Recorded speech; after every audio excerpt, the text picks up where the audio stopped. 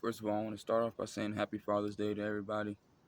I know today can be a very emotional, interesting day for a lot of people, but I just wanted to touch on a couple of things that really has been on my chest and been bugging me more so than ever. Seems like lately, but I really feel like us as black men and those of you who are fathers out there really need to take a serious look at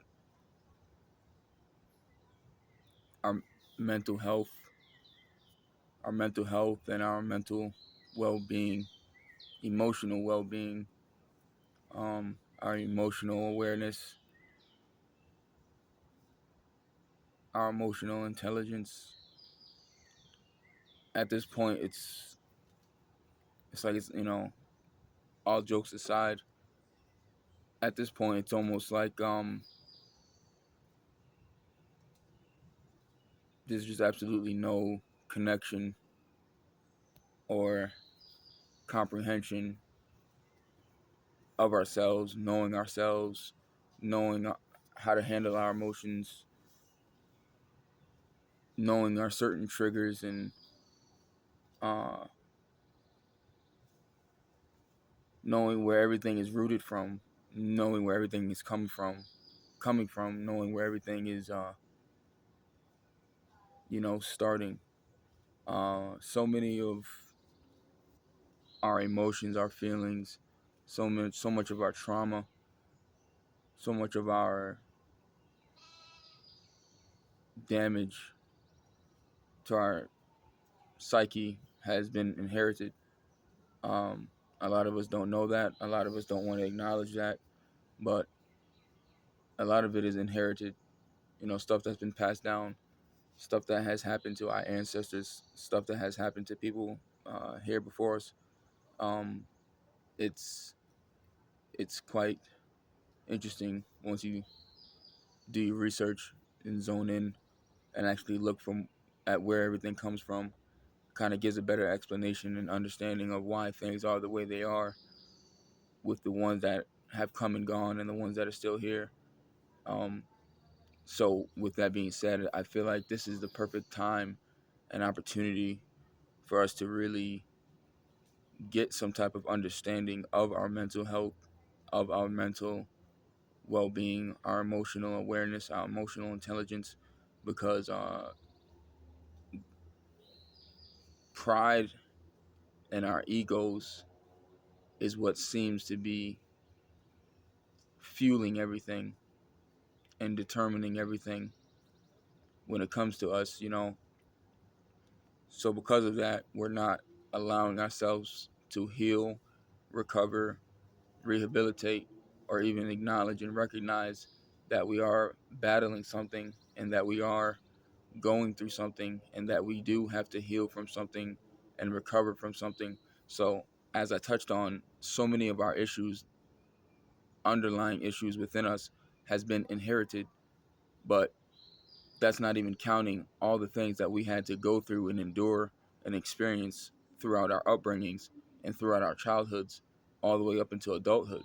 So, any type of traumatic experience or abusive relationship or abuse or neglect that was endured either through childhood, teenage years, or as an adult, it just compounds and adds to the fact that uh, adds to the problem of us already, that from the stuff that we had already inherited.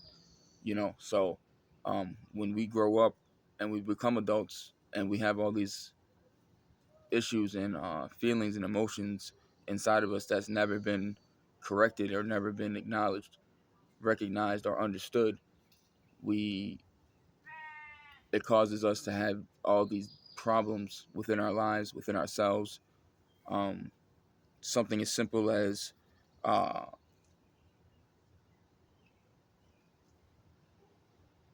fighting over a parking spot in a parking lot. Something as simple as not wanting to move down a seat so someone else can sit down. Something as simple as saying excuse me. Something as simple as someone looking at you it's like it seems like any little simple thing is setting off black men to a point of no return of and to a point of violence and brutality with each other, our family, our children, strangers, whoever it may be. And it's like it's getting to a point now where it's just because of all the the other factors that go into being a black man in America, especially. So many of our individual issues can be handled or reasoned and fixed just with the understanding of what it is that we're feeling and thinking and going through on a day-to-day basis and why. But if we're not willing to get to that point of the why, nothing's ever going to change. And and here we are. Here we are as a people. Here we are as an image and a stereotype of crazy, angry, incomprehensive, uncompromisable, um, unreasonable, uh, spontaneous, just unpredictable, unstable. It's like we have all these names and these we're classified as all these things because of how we conduct ourselves, how we respond, how we react. And reacting is what's uh, sending us to an early grave, sending us to a jail cell, sending us into a world of mess, man. And we're not thinking before our actions. We're not thinking before our behaviors, and we're not being uh, held accountable by anyone at any point of our lives or at any time. And then the outcome and the results are fatal or deadly, detrimental. I'm hoping I'm making sense here. I didn't even know. All day I've been thinking about how I was going to make this video and how I was going to piece the words together without offending no one, disrespecting no one, and confusing no one. Because I'm trying to be as clear as possible, and I don't want anyone to be misconstrued with where I stand or where I'm coming off and how I'm coming off and what I'm trying to get across here. Because it's like, something is just not making sense at this point. And the pattern that I'm seeing amongst most black men here uh, in this country, especially, it's like, you know what I'm saying? It's like there's just a huge disconnect somewhere, man. And I really, really feel like it starts with the emotional awareness and the emotional intelligence uh, that so many black men are just so unaware of and know nothing of, and myself included at one point in time, But it's like now looking back on everything and everyone, it's like everything just makes so much sense. You have no idea. Like everything just makes so much sense, and it's like it really all boils down to someone's emotional or mental deficiencies, illnesses, disorders, or just problems that they just literally never hashed out, never fixed, never recovered from, never healed from, and the only thing that they combated it with or came back with some type of solution with is alcohol, drugs, sex, partying, you name it. Any type of distraction to keep them from acknowledging, reflecting, understanding, comprehending, and growing, progressing, rehabilitating themselves. It's like it doesn't even get to that point because there's just too much. The pride and the ego is overseeding the need and want to change and to be better. And so many of us as black men in this country are growing old and going to our graves like this. And it's just something that I don't want to do, a way that I'm not trying to be. a cycle that I want to break, a pattern that I want to disrupt, because it's to a point now. Like I said, um, we have these young kids and these young boys walking around literally thinking that shooting and killing someone is the only way to to have any, like, that's the only solution in their minds, is to pull out a gun and shoot and kill somebody. And these are little boys, man. These are little boys and teenagers we're talking about. We're not even talking about grown men, because this is exactly how the grown men are handling their problems and their situations. Um,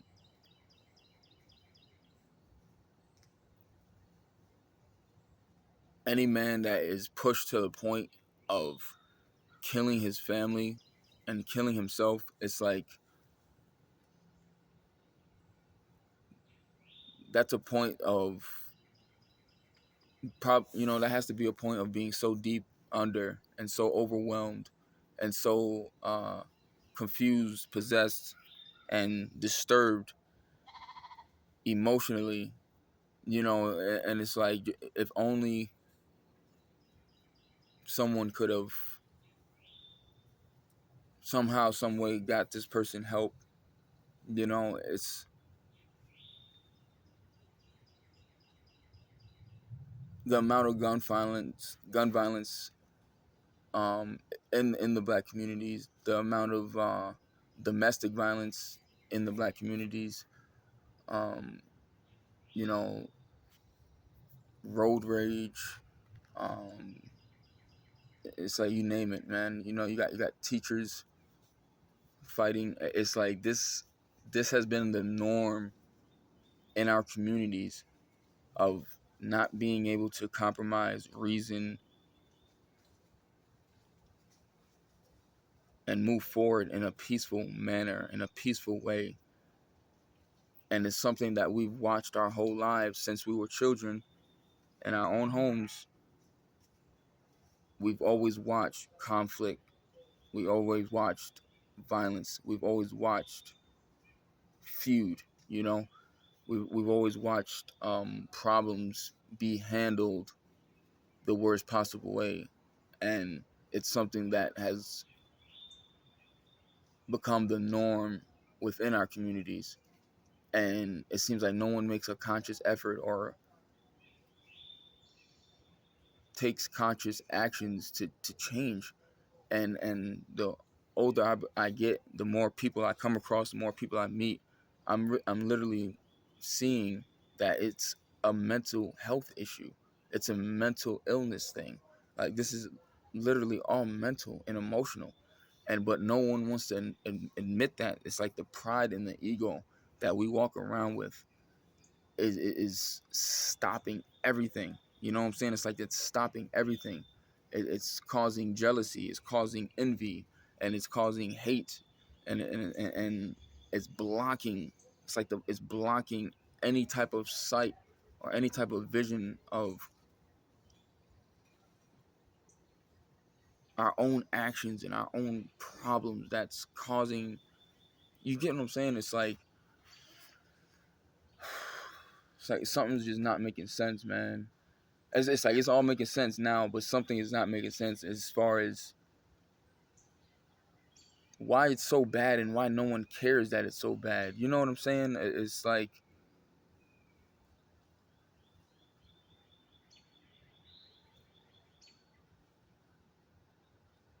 our pride has done us so dirty. Our pride has blocked everything.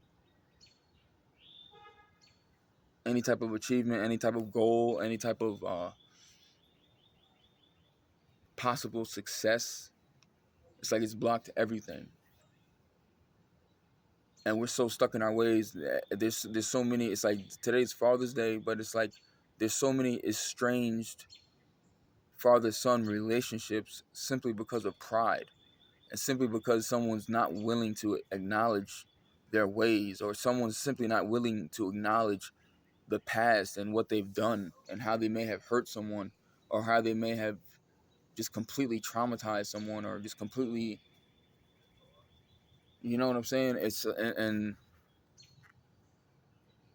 then so many sons grow up and repeat the cycle, and then their sons grow up and repeat the cycle. And here we are, man. It's so many sons didn't even speak to their fathers today. So many sons don't even want to speak to their fathers today, and vice versa. And it's like, why is that? In the Indian community, you're not hearing that. In the Asian community, you're not seeing that. In the white community, the Spanish community, Latinos, you're not seeing that. You're not hearing that. Even if they are beefing, they still coming to the family gathering. They still coming over to each other's house. They still on the phone. They still seeing each other. And it's like, that's just not. That's just not.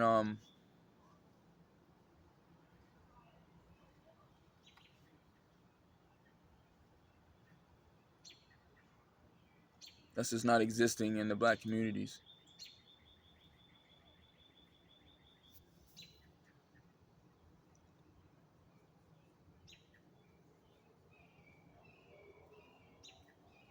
There's so much pain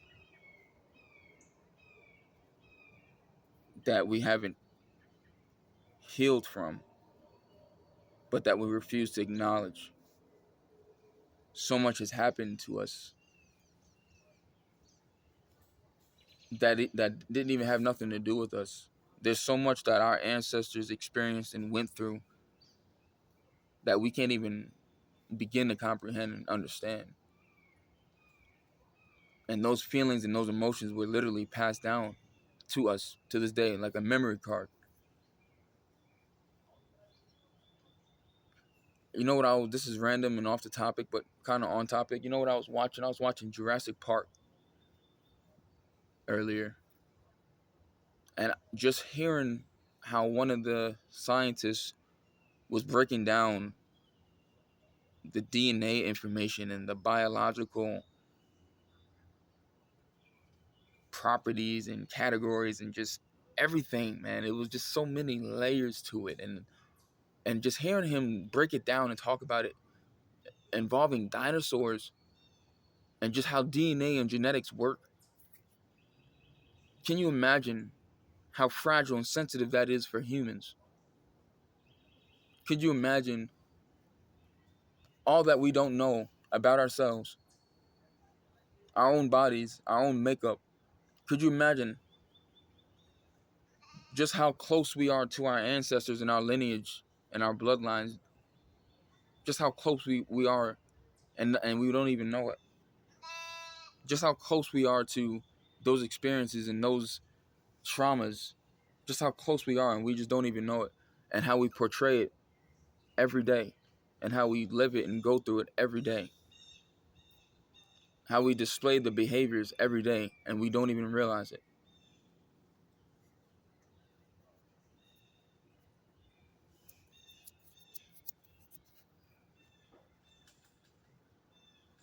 Even if you talk about racism, if you want to talk about racism still exists because that mentality, that mindset, those emotions and those feelings was passed down. It was inherited. It didn't go anywhere. Just like everything that happened to us, it was passed down. It didn't go anywhere. Everything that you see happening to black people, everything you see black people going through, and everything you see black people experiencing is nothing but a direct reflection of what has happened all throughout history, repeating itself. It's just modern day. I tell people all the time, nothing changed but the year. There's certain parts of the South that you can go to right now, and you can go to the slums of where black communities of where black people live, and it will literally be no difference between now and slavery. Now and times when slavery was first abolished. Even when slavery was abolished, you know how many slaves didn't know that they were free? And it's almost like this. It's like the same thing now. That it's like we're still captive. We're still in captivity, emotionally, mentally, psychologically. We're still in captivity, and this is how we've been able to be so controlled for so long. Still, this is how we've been able to be so manipulated and taken advantage of so much and so easily. This is why we've been so unmotivated. This is why we've been so miseducated.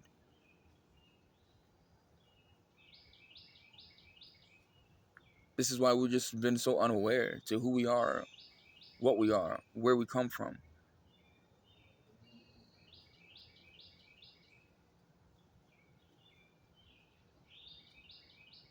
It's like even people that try and act like they're woke or they know what's going on here and how it's going on here. It's like it'd be the same people that turn around and go conduct and perform and display the same behaviors that I'm talking about right now and discussing right now. And it's like where are we gonna get? It's like I can go out to the gas station right now, and there'll be an older man mean mugging the shit out of me. An older black man, he'll mean mug the shit out of me. Won't say nothing. Won't say hi. Won't give me no wisdom. Nothing. And I can go to the store down the street and then get the same treatment from someone my age, and then I can go to the down the street again and then get the same treatment from a young kid.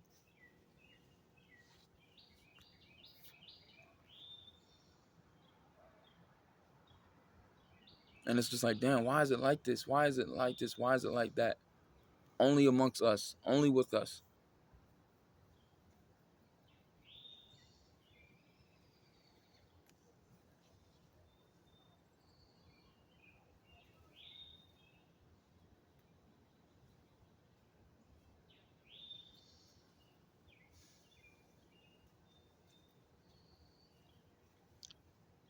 It's like people always trying to tell you how to feel, how to think, how to handle certain situations or certain people.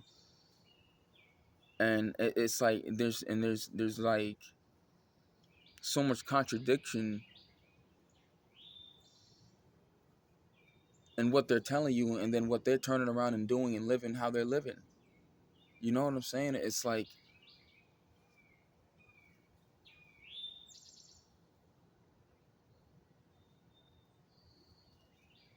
everything that's going on right now, with the older black men and younger black men, so yeah, it was prophesized, and it was written, that it would be this way amongst the older men, this and the younger men, the fathers and the sons, beefing and feuding, and it's just like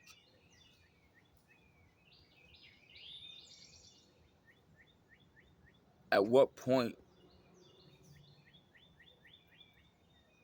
at what point do you put your pride aside?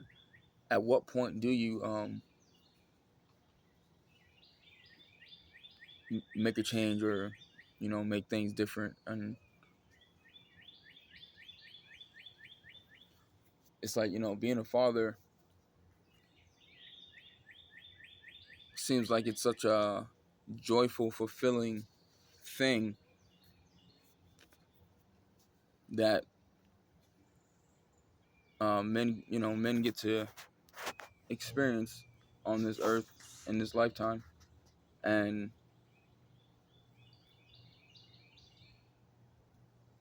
I couldn't imagine not being around my child. I couldn't imagine not being around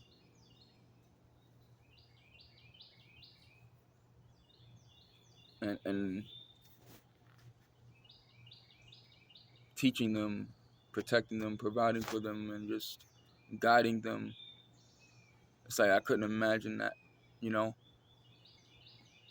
And I see a lot of guys in my generation, and I'm not judging nobody, you know. I'm not judging nobody, but I see a lot of guys in my generation running from their families, running from their kids, and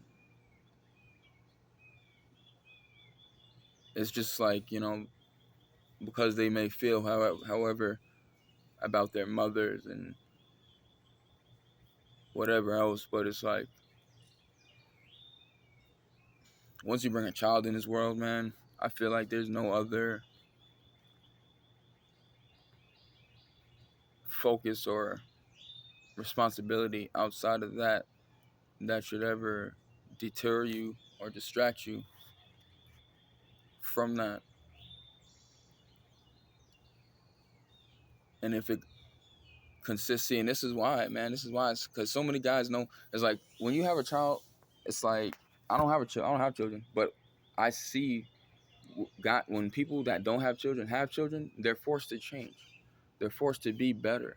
They're forced to do things differently. They're forced to move differently. And I'm noticing that's what it be that runs off so many people from their children and their families is they're not willing to take accountability and change and be better. They're just not willing to do that. And that's exactly what runs them off, man. And it's just like it's just so sad that the people like that are the ones out here having kids. The people like that are the ones out here reproducing. It's just so sad that and then these kids grow up fatherless, even sometimes motherless, end up in the system, bounced around group home to group home, bounced around, and then it's just like they don't receive the intellect, the education, the love, the care, and none of that. And then they grow up and they out here having kids with someone else probably more fucked up than they are. You know what I'm saying? And then the cycle repeats, yo. Cycle repeats, and here we are, man. It's like, and it's just like it's no wonder, man, why shit just never clicked, man, with so many people over the years. You know what I'm saying? It's like it just makes so much sense why things would just never eye to eye or just, and you'd be surprised that something as simple as having a father in your life or some type of father figure in your life or some type of man in your life teaching you how to be a man, how to communicate like a man, talk like a man, respond and react like a man, work like a man, like just little shit, man. It's like it would be like night and day. It would be complete contradiction being around people just aren't that just weren't instilled with certain traits and certain morals and values. You know, it's just it just will be complete. You know what I'm saying? It's like you'll never not be around someone that's not hating on you. You'll never not be around someone that ain't feeling some type of way about you. And it can simply just be the way you simply carry yourself. You know what I'm saying? You can simply carry yourself a way that they always wished that they could carry themselves. And it's just like something that you're not even doing intentionally. You just literally being yourself. Something that was instilled in you and implemented in you, planted in you since a young kid. And it's and you know what I'm saying. And then when you get older, you grow up. It shows, it reflects, and then people literally hate you for that shit. It can just be your mind.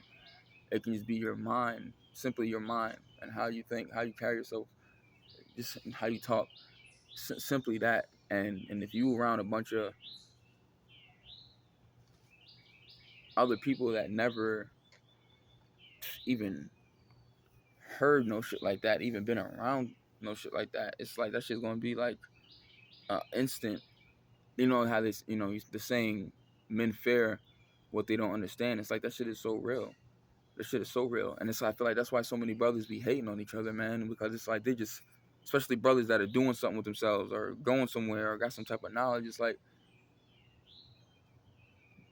to know that brothers like Frederick Douglass had brothers hating on him, to know brothers like Malcolm X had brothers hating on him, and in this modern day, to know brothers like whoever is prominently doing their thing and or acknowledging and speaking Dr. Umar, like you know what I'm saying, just to throw someone out there, it's like it's ridiculous.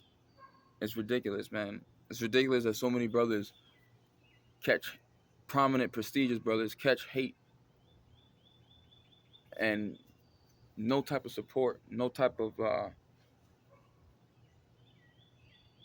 accolades, no type of credit due, no type of nothing. It's like brothers don't do nothing And I feel like because so many brothers, and I'm not trying to knock none of the single moms, I'm not trying to knock black women or whoever, but it's like so many of these men out here, so many black men have been raised by a single mother with no type of father figure, no type of male presence, nothing. The only male presence in and out were their mom's boyfriends who were just there to blow their backs out.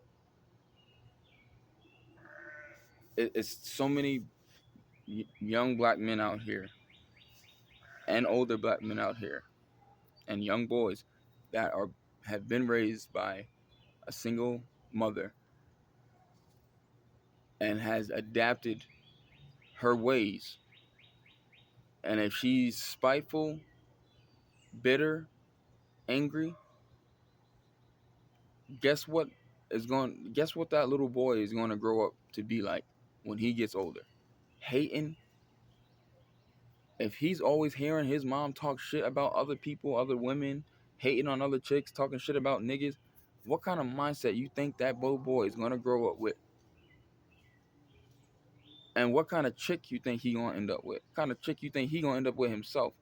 How many chicks you think he going to beat up? How many bitches you think he going to choke out? How many niggas you think he going to shoot? Because he's just angry and bitter. Because he's had all these emotions and feelings that he don't even understand. That he endured and that he got and that he grew up with, simply not having a man around and simply seeing how his mom lived her life concerning other men, dealing with all these other men that ain't his dad. Do you know what the hell that shit does to a little boy and to a man, to a teenager? Like, I've done seen it. I've seen it. Like, I know my peer. I guess I know. I worked with teenagers. This is how I know, because of the stories I'm literally hearing from the horse's mouth, stuff I'm seeing with my own eyes, yo. My own eyes, yo.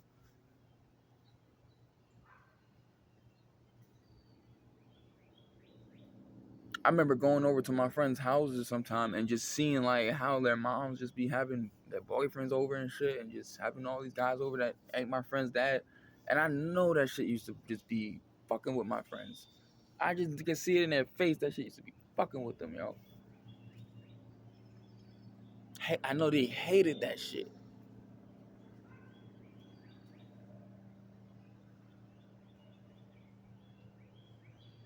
And you know how Mike Epps said, like, little boys hate when you fucking their moms. And this shit is so true. Like, little boys hate when you fucking their moms. That shit is mad true. Mad true. So it's like, if you already, if, if you a little kid and you already looking at this man that is not your mom, not your father, and he's just in and out time to time, and it's no consistency there, and then before you know it, it's a different guy, and then after a while it's a different guy and a different, and you know what I'm saying? It's like that shit fucks with a kid's head, a little boy's head, man, and he's gonna grow up bitter, angry, and he's not gonna know what these feelings are and what these emotions mean. And God forbid if one of the boyfriends is like, putting his hands on him or cursing him out. God forbid if that, you know what I'm saying, is happening, or if she's the mom's abusing and neglecting. It's like this sticks with these kids, man, and that's why these boys grow up angry, bitter, lost, and they out here ready to shoot and kill somebody like it ain't a second thought. And not just the young boys and teenagers, grown men. You got grown men every day on edge, ready to end it in themselves, in someone else, and we wondering why there's just so much tragedy and so much so much violence going on in the hoods, man. And it's like, look at where it's starting from. Look at where this shit is coming from, man. Look at how many emotions and feelings is circulating in the typical average black home in the hood, and if you can call it that. And then having to go to, even if they're in school, having to go to a school where they're not even getting the necessary education and tools and whatever else, even nutrition. Like, you know what I'm saying? Like, even nutrition. It's like something as cliche as that. Something as cliche as food and being hungry is also adding to the behaviors, the feelings, the thoughts, the issues amongst blacks in the hood. It's like even in slavery days, that was one of the main things they used to keep from us and hold over our head, was food. Like, they already wasn't paying us, but they used to even try and like keep food from our ancestors and starve us if like we wasn't working fast enough or getting enough work done in a certain amount of time, or it wasn't performing to their. It's like, it's crazy how they used to do us even with food. It's like we barely had clothes, we barely had heat, we barely had uh, good enough clean good shelters, like, you know what I'm saying. And it's like on top of all of that, like y'all was barely trying to feed us. So it's like all this shit has literally trickled down, man, and passed down and ha, has and been inherited to us right here, right now. And this is what we're going through, and this is what's happening. And the more and more we try and avoid it, and more we try and ignore it, the deeper and deeper this shit is going to get. The more deadly it's going to get, the more fatal it's going to get, the more heartache and tears in the hood is going to, you know what I'm saying, the more tears is going to hit the ground, man, the more blood is going to hit the ground, the more tears are going to hit the ground. It's like we're headed down a rabbit hole right now, and we can all try and act like, ain't nothing going on, ain't nothing happening, and then ain't,